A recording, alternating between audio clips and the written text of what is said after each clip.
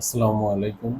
আমরা যারা graphics design নিয়ে কাজ করি, তারা গত কয়েকটা দিন বেশ প্রবলেমের ভিতরেই আছি যে অ্যাডোবের এরকম একটা মেসেজ আসছে, তারপরে লার্ন মোরে ক্লিক করে দেন তারপরে আমরা ইলাস্ট্রেটর, ফটোশপ বা প্রিমিয়ার ইউজ করতে পারছিলাম।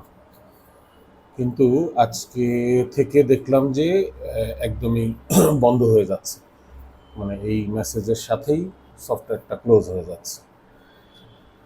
তো এইটার আহ, অনেক অ্যাক্টিভ সলিউশন অনেকেই জানেন, হ্যাঁ, যে ইনবাউন্ড আউটবাউন্ড এখানে রুলসটা ক্রিয়েট করা। কিন্তু অনেকের আহ, এই রুলসগুলো ক্রিয়েট করার পরেও আসলে সফটওয়্যারগুলো কাজ করছিল না। তো সেক্ষেত্রে কি করতে হবে সেটা আমরা একটু দেখি। এটা প্রথমে যে কাজটা করা দরকার সেটা হচ্ছে যে আমরা প্রথমে একটু দেখে নিই যে প্রথম কাজটা কি করতে হবে। সেটা এখান থেকে সেটিংস থেকে আমরা চলে যাব আপডেট অ্যান্ড সিকিউরিটিতে, তারপরে উইন্ডোজ সিকিউরিটি, এরপরে হচ্ছে ফায়ারওয়াল নেটওয়ার্ক প্রোটেকশন, এখান থেকে অ্যাডভান্স নেটওয়ার্ক, এখান থেকে ইয়েস করে আমরা এটাকে মিনিমাইজ করে আমরা এই Windows defender, firewall and advance সিকিউরিটির ইনবাউন্ড রুলসে চলে যাব। আপনি দেখতে পাচ্ছেন এখানে অনেকগুলো রুলস আছে।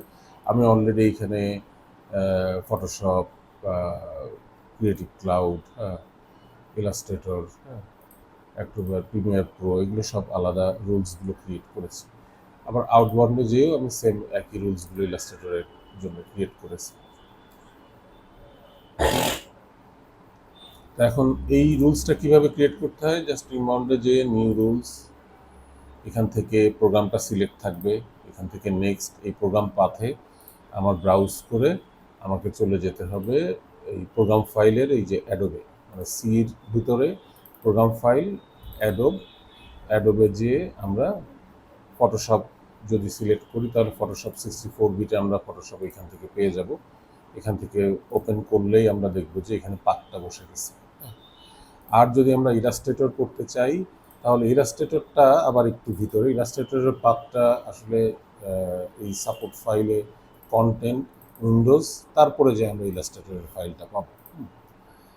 সো এই পাথটা এখানে বসার পরে আমরা নেক্সট করে এখানে ব্লক দা কানেকশন দিয়ে নেক্সটে যে এখানে একটা আমরা নাম দিব ওই সফটওয়্যারের, হ্যাঁ,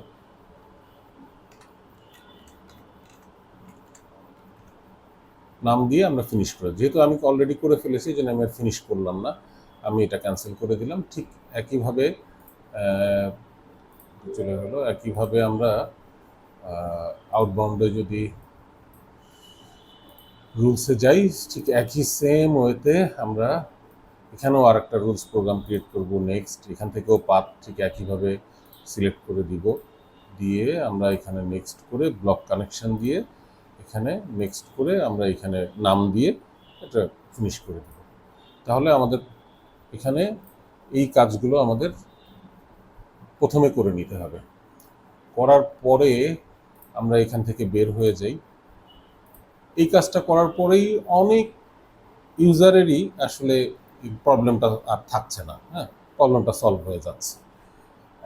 কিন্তু আমার হয় নাই, বা আমি ইন্টারনেটে দেখলাম যে এই টিউটোরিয়াল দেখে যারা করছেন অনেকেরই হয় নাই, হ্যাঁ। তো তাহলে কি করতে হবে, তখন অনেক ঘাটাঘাটি করে আমি কিছু সলিউশন পেলাম। সলিউশনের ভিতরে প্রথম সলিউশনটা যেটা করা দরকার সেটা হচ্ছে এখান থেকে আমরা উইন্ডোজ থেকে বা কন্ট্রোল আর দিয়ে আমরা রানে চলে যাব। রানে যে আমরা এখানে লিখব SERVI services.msc, তো উইন্ডোজ সার্ভিসে এখানে আমরা চলে আসব। উইন্ডোজ সার্ভিসে আসার পরে আপনারা দেখেন এখানে আমি দুইটা জিনিস ডিসেবল করে দিছি। এই যে এখানে এটা অ্যাডোব অ্যাক্রোব্যাট সার্ভিস আগেই ডিসেবল করা ছিল, অ্যাডোব আপডেট সার্ভিসটা ডিসেবল করেছি। তো আপনারা এখানে আরও একটা জিনিস থাকবে, সেটা যদি আপনি এখানে আরও অ্যাডোব জেনুইন সফটওয়্যার নামে একটা অপশন থাকবে। এখানে আমার নাই, কারণ আমি এর পরের যে স্টেপটা সেটা করেছি বলে এখন এখানে দেখাচ্ছে না। তো যদি ওই অ্যাডোব জেনুইন সার্ভিসটা আপনি আনইনস্টল না করেন, তাহলে এখানে সার্ভিসটা রান করা দেখাবে। তো এখানেই যদি এই অ্যানোবেল থাকে, তাহলে যেটা করতে হবে যে এটা ডাবল ক্লিকে প্রপার্টিস থেকে এই স্টার্ট আপ টাইপ থেকে এটাকে প্রথমে ডিসেবল করে তারপরে এখানে স্টপ করে অ্যাপ্লাই করে দিতে হবে, দিয়ে ওকে করে এখান থেকে বের হয়ে যেতে হবে। এখান থেকে বের হয়ে যাবে, দুইটাতেই আপনি এটা Adobe update service, Adobe genuine service দুইটাই আপনি ডিসেবল করে দিবেন। স্টার্ট আপ ডিসেবল করবেন এবং এটা সার্ভিসটাকে টোটালি স্টপ করে দিবেন, এখানে যেন রানিং না থাকে। এই কাজটা করার পরে আমরা কন্ট্রোল প্যানেলে যাই। কন্ট্রোল প্যানেলে যেয়ে আমরা প্রোগ্রাম অ্যান্ড ফিচারটাতে চলে যাব।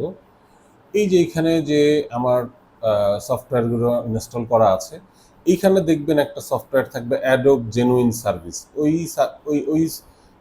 ওই টুলসটাকে আপনার রাইট বাটনে আনইনস্টল করে দিতে হবে।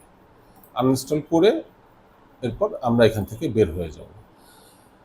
এই কাজটা করার পরে আমার যেটা হয় যে ফটোশপ, অ্যাডোব প্রিমিয়ার এইটা কাজ করে, কিন্তু অ্যাডোব ইলাস্ট্রেটর যখন আমি দিচ্ছি তখন ইলাস্ট্রেটরটা আর কাজ করতেছে না। সো ইলাস্ট্রেটর মেবি সে কোনো ফাইল থেকে সে ইন্টারনেটে আসলে সে কানেক্ট হচ্ছে, হ্যাঁ, যার কারণে সে বন্ধ হয়ে যাচ্ছে। তো এটার জন্য যে কাজটা করতে হবে সেই কাজটা হচ্ছে উইন্ডোজে যাই, উইন্ডোজের ভিতরে উইন্ডোজে, তারপরে আমরা যাব হচ্ছে সিস্টেম 32 এর ভিতরে হচ্ছে ড্রাইভারের মধ্যে, ড্রাইভার থেকে আমরা চলে যাব হচ্ছে ইটিসির মধ্যে। এইখানে যাই দেখবেন আমরা হোস্ট পাবো। এখন কি করব, আমরা হোস্টটাকে আমরা রাইট বাটনে ওপেন উইথ একটা টেক্সট এডিটর দিয়ে এই নোটপ্যাড দিয়ে আমরা এটাকে ওপেন করব। ওপেন করার পরে এই যে কোডগুলো আছে এখানে, যে এই যে এখান থেকে একদম এটা আমি আগে অলরেডি পেস্ট করে রেখেছি। আমি এই ফাইলটা এই এই এই এই কোডগুলোর একটা কপি আমি আসলে একটা গুগল ড্রাইভে আপলোড করে লিঙ্কে দিয়ে দিব। সেখান থেকে আপনি ওই টেক্সট ফাইলটা এখানে পেস্ট করে দিবেন আর কি, এইটার নিচে এই এই এই যে ভার্সন 1 ভার্সন 2 এইভাবে এই ফাইলগুলোর নিচে এটার নিচে পেস্ট করে দিবেন। পেস্ট করে আপনি এটাকে সেভ করবেন। হ্যাঁ, সেভ করবেন কোথায়? ওই ডেস্কটপে সেভ করবেন। হ্যাঁ, ডেস্কটপে অলরেডি আমার একটা হোস্ট টিএক্সটি নামে সেভ করা আছে, এখানে সেভ করবেন। হ্যাঁ, এটাতে সেভ করে এখান থেকে ক্লোজ করুন। এখানে কিন্তু এখনো চেঞ্জ হয়নি, কিন্তু আমার ডেস্কটপে না, কিন্তু এইখানে এই যে টিএক্সটি এক্সটেনশনটা আছে, এই টিএক্সটি এক্সটেনশনটা মুছে দিয়ে এটাকে ওইখানে রিপ্লেস করতে হবে। অনেক সময় দেখা যায় যে আমাদের কম্পিউটারে এই এক্সটেনশনটা দেখা যায় না, তখন একটা বিপদ হয়ে যায়। তো যার কারণে তখন আবার কি করতে হয়, এই যে কন্ট্রোল প্যানেল থেকে এই ফাইল অ্যান্ড ফোল্ডার অপশনে যে এখান থেকে এই ভিউতে যে এই hide extension for known file type এখানে একটা চেকমার্ক করা থাকে, তখন ওই এক্সটেনশনটা দেখা যায় না। এটাকে উঠাই দিয়ে অ্যাপ্লাই করে ওকে করে দিবেন।